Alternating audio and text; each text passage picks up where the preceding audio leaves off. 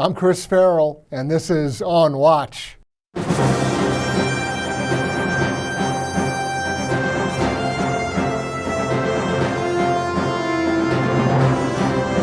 Welcome to On Watch, everybody, the Judicial Watch podcast, where we go behind the headlines to report on things that the mainstream media would rather you not know about, where we try to recover some lost history and explain the inexplicable. We appreciate you taking time to join us, whether you're watching us in the online or on the video version of this podcast, or listening to us on the audio version on any of the platforms that are out there. We appreciate your time. We appreciate your interest. We want to know what you want us to cover, so please communicate with us. Email us at info@judicialwatch.org and tell us what you think. Be sure to subscribe, leave us a rating on any of those platforms that you're listening or watching on. So thank you again for joining us. Today, a real treat. We have Cheryl Chumley joining us.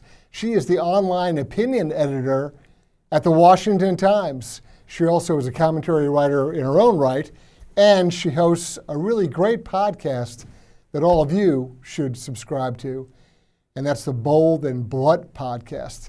Cheryl Chumley, welcome to On Watch. Hi, Chris. It's so great to be with you. Thank you for having me. It's great. We're really glad you're taking time out of your busy schedule to talk to us and to talk to all the folks that are watching this or listening to it online. Cheryl, you've done some great opinion writing, frankly, for years, but I want to focus on the last couple of things you've written that I think are really very important given our current state of affairs, the current situation in the country. And there's sort of this broader view piece that you did a few days ago, maybe a week, and it talks about how Democrats are rushing to destroy America. It's both a provocative title and it's true. So tell me about the article. Tell me about what inspired you to write that. So thank you for that.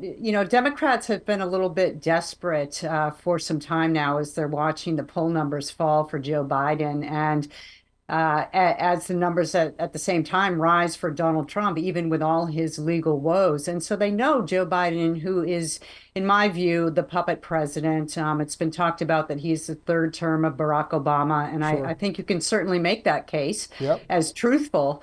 And so they know that he only has a year or so left, and they're rushing to bring forth this massive globalist agenda that, frankly, the left has been trying to bring into America for decades now, but really they haven't had any opportunity like now to do it. And so they're trying to bring this agenda in, solidify it before Donald Trump comes back and takes back the White House, which, even with all his legal issues, he's really on a fast track to do that. I agree with you. I agree. I think that one of the things that is good evidence of that, of this motive that you kind of attribute to Democrats' efforts, showed up in the Senate bill for foreign aid to Ukraine, to Israel, and to Taiwan. And buried in there, J.D. Vance, I think, famously pointed this out, maybe Mike Lee as well, in various tweets. But buried inside this foreign aid bill for military support was something about how if a future president or future executive fails to enact or to carry out the funding in this bill envisioned to go out to, 2030 or something. It's a forever, never-ending money, never-ending war bill. That if they failed to do that, it was an impeachable offense. And that's buried in the language, or words to that effect. Is that evidence of what you're talking about? Oh, precisely, right. And Democrats are very clever at using the legislative process to insert in secret hidden agendas in oversized bills that nobody has time to read, even the politicians who vote on it. So this has been a long running trend in Congress to to bring these huge bills forward and stuff it as full of as much personal agenda as possible. But that particular, item that you pointed out is just a case in point, textbook example of how Democrats are A, desperate because they know they're failing with the American people, and B, just trying to subvert any future constitutional process by locking in place certain provisions that, if it were done openly, the American people would automatically reject. Yeah, I was waiting to find some, sub-paragraph in Taiwan that guaranteed unlimited abortion at government expense for everyone. I mean, that's another kind of technique that they use. They'll take something completely unrelated. They'll be discussing Taiwanese military defense, and somehow abortion will appear in it. I mean, that happens over and over again. It does, and it's just part. And honestly, let's be truthful. Republicans do this too, right? It's just been a political trend where our legislators just insert all kinds of special agendas in the bills and so forth that make it very difficult as American citizens to track and to find out what our political leaders are doing. But Democrats have done it a lot more frequently, and a lot more egregiously. And when they can't get it done the legislative route, they bring forth some sort of ridiculous notion like Barack Obama used to sing, I have a cell, I have a phone, I have a pen, I have a cell phone, who needs Congress? And they're very open about bringing forth their so-called progressive, but honestly, it's more Marxist types principles that way. Yeah, I always am aghast, or I guess if they're going to play that game, and they do, as you've said, both sides play it, it's just always remarkable at how much more stupidly the Republicans play the game, right? They always kind of give it away in the first round, where and then they surrender immediately upon any sort of effort to advance a more conservative agenda on things. I want to get your impression. In the last couple of weeks, it's been an astounding sort of pace or tempo of news events. And I think probably, something that we'll be talking about, whether it's later this election year or really even to the next term of whoever is president, is Special Counsel Hur's report on Biden's mishandling of classified documents, and then President Biden's reaction that night. I want to get your impression on both of those pieces. What did you think of Hur's report? And then what did you think of Biden's performance that evening? Well, it's good that Hur pointed out what we all knew from even the campaign days of Joe Biden in his basement, that mentally speaking, he's a little bit on the incompetent side, and that's putting it nicely. But it's unfortunate that once again, we're not going to have any accountability for our political leaders. That just seems the par for the course when it comes time to politicians, particularly Democrat politicians, when they do something that goes afoul of law, that they're not held to any sort of consequences or accountability. And as far as Joe Biden's response, are you talking about when he claimed that he's perfectly all right, competent wise, and then mixes up, I think it was Mexico with Egypt, or right. are you talking about his reaction to her pointing out about his son's death and he couldn't recall the date? Because either way, it's more from this president that just solidifies the opinion that he is not there mentally strong enough to lead this country. And it's a minor point, but I mean, it just goes to his inability to complete a full thought and articulate it. And that is in defense of remembering when his son's death date was, which of course he didn't say, because I don't think he could recall it at that moment. He made this sort of hesitant or staggered sort of response where he talked about a bracelet rosary that his son had given him. And he said, and he gave it to me and he got it from Our Lady of, and stopped. Because he couldn't recall which Marian shrine or whatever church it was. He couldn't complete the sentence because he didn't know what he was saying. He could not recall. Just like he tries to attribute his son's death to combat in Iraq, and Right. I mean, it simply is not the case. So I think there's some conflation. There's this mixing together of ideas and facts and circumstances that he himself can't keep straight. And to me, that's, I mean, wildly disturbing, let alone a White House that's out of control with respect to, I mean, look, Jake Sullivan's the National Security Advisor. I mean, that should make people's skin crawl to begin with. But even then, his Secretary of Defense takes a walk for a week and doesn't tell anybody. He's sitting in the hospital in dire medical straits. Nobody knows, nobody's told. The chairman of the Joint Chiefs knows. He doesn't think he needs to tell anybody. I mean, this is a White House that is out of control. And we're all supposed to go whistling along like everything's fine. I mean, I think we are in incredibly grave circumstances, and I don't think I'm exaggerating. I mean, I've been around here a long time, and this is the most dysfunctional I've seen. It's true. It's true. And, you know, you can go back in time and you're right. Even under Barack Obama, we didn't have the chaos and so forth of a president who could not complete a sentence, right? So there's some mental issues going on there with our president. And I know we all have great fun in the media, poking fun and writing stories about how he called out this dead person or tried to shake the hand of that dead person and traipsed off for his next ice cream cone and so forth. And it's fun, right? But at the same time, for a very long time, really since campaign days when he couldn't make a public appearance without making a ton of gaffes, as they were called back then, Right. It's a national security issue, right? Because it's not just American citizens watching our feckless president stumble about stages. It's our enemies in foreign governments. And I think that they have exploited the situation pretty well. And I think that if you're looking at the last year of presidency, there is some alarm over where our foreign enemies are going to advance next, because they're going to be trying to rush too if they think Donald Trump is going to come back into the White House. Yeah, sort of the thought experiment for me was having watched Biden live in that press conference. And look, his presidency was in the balance at that point. And I would say that, you know, given his overall performance, he failed.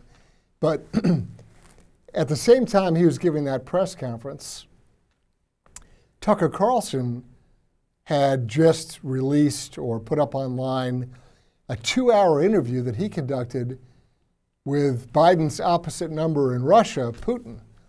Now, I loathe Putin. You know, I know the kind of character that he is and what he's done. So I'm no Putin apologist.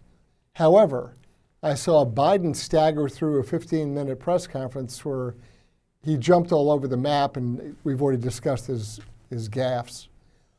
But I watch Putin, at least for a little while, run circles around Tucker Carlson and dominate an interview and provide long half-hour history lessons on, you know, Russian history since the 9th century. I mean, these are two very different guys with very different faculties, very different capabilities. And I mean,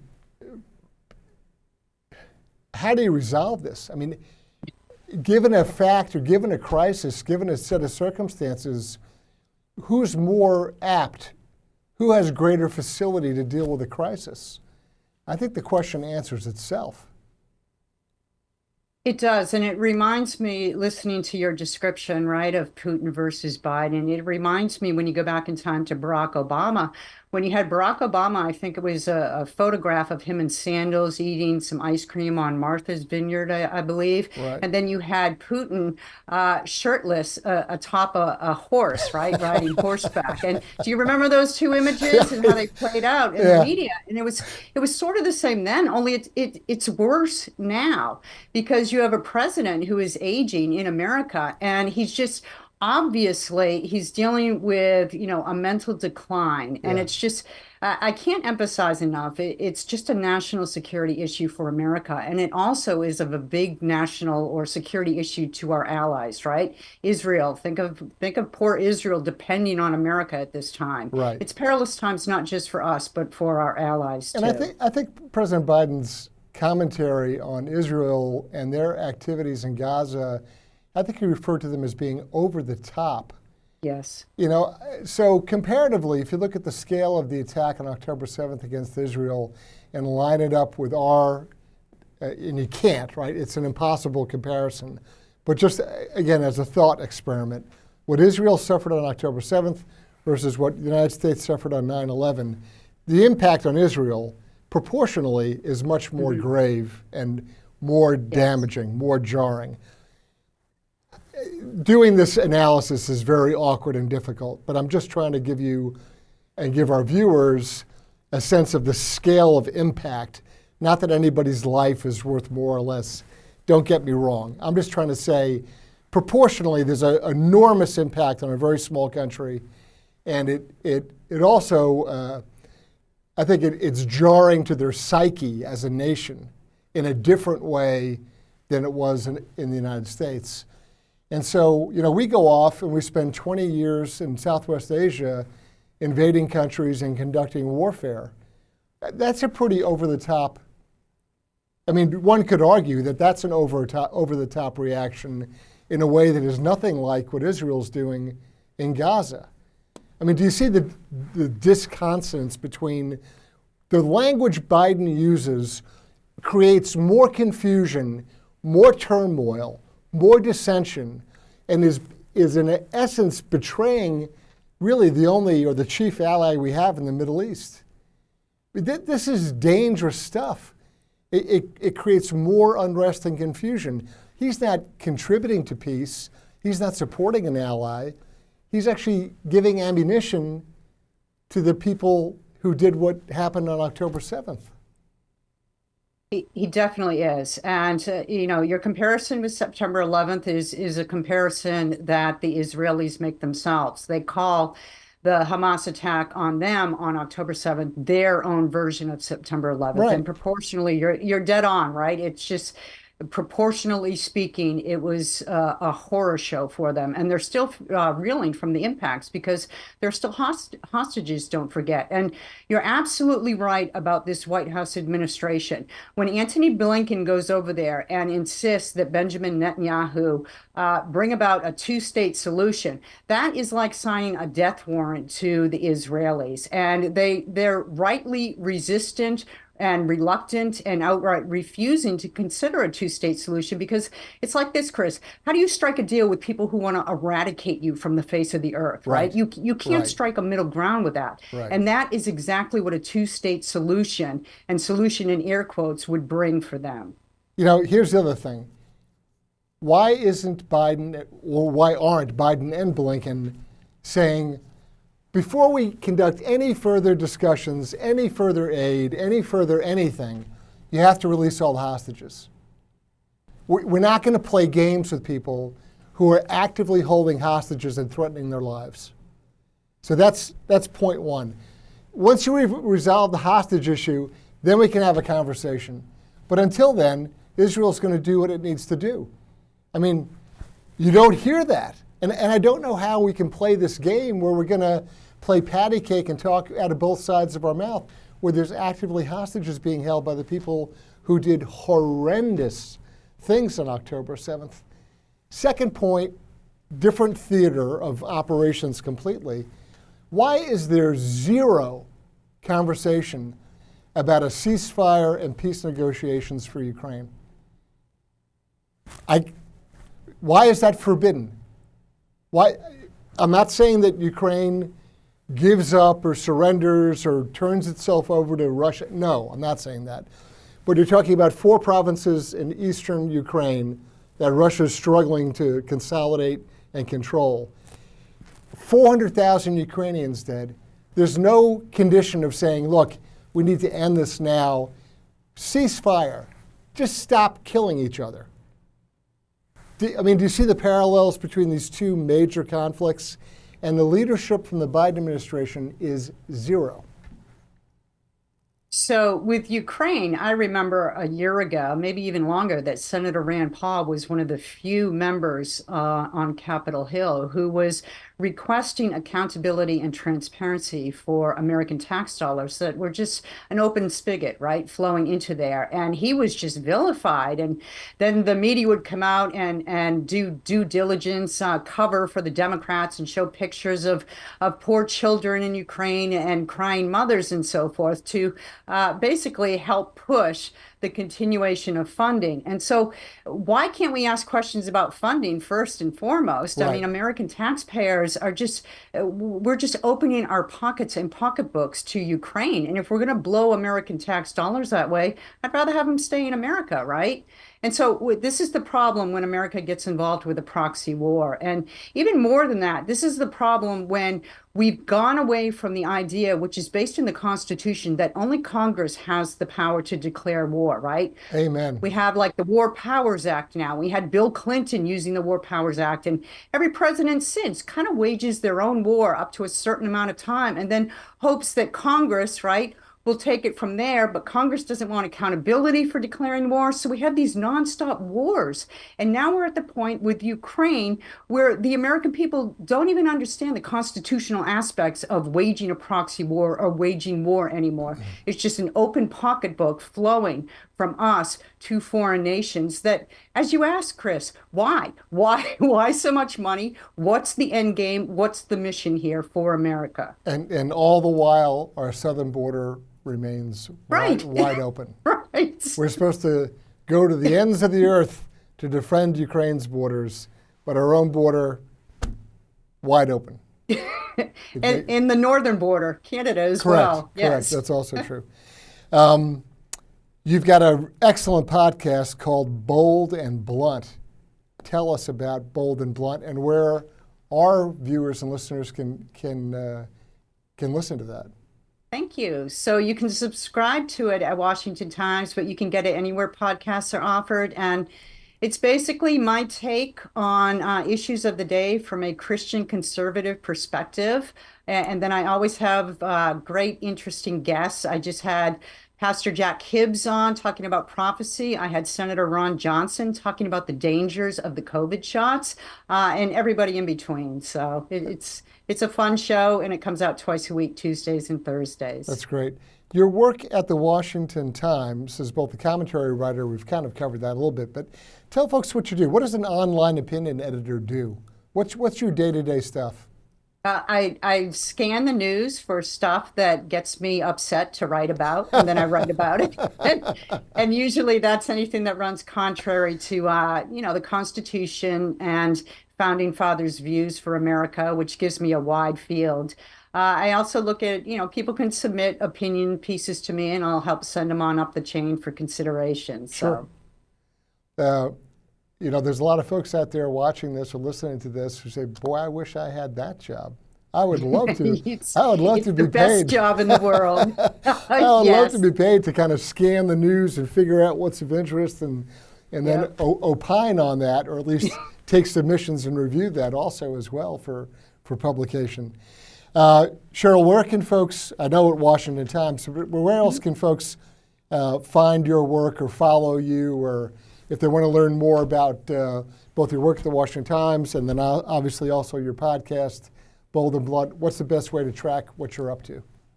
So I have a Substack, CherylChumley.substack. You can find me on X at CK Chumley and all the social media under my name. And I also have a website where you can check out my book, CherylChumley.com.